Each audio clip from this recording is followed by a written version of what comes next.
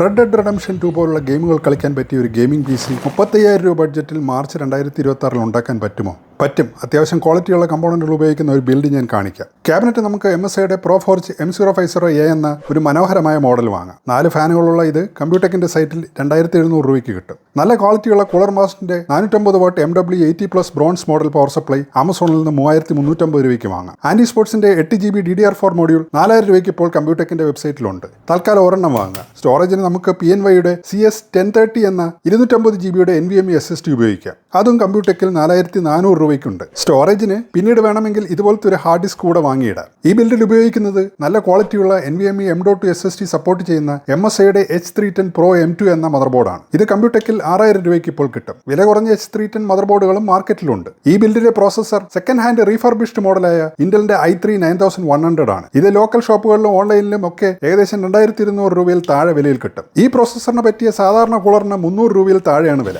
ഈ ബിൽഡിന്റെ സ്റ്റാർ ആണ് ഈ RX 580 8GB ഗ്രാഫിക്സ് കാർഡ്. ബയോസ്റ്റാർ അല്ലെങ്കിൽ നെക്സ്ട്രോൺ എന്നീ ബ്രാൻഡുകളുടെ മോഡൽ വാറണ്ടി സഹിതം ഇപ്പോൾ മാർക്കറ്റിലുണ്ട്. പുതിയതിന് ഏകദേശം 14,000 രൂപയാണ് ഇപ്പോൾ വില.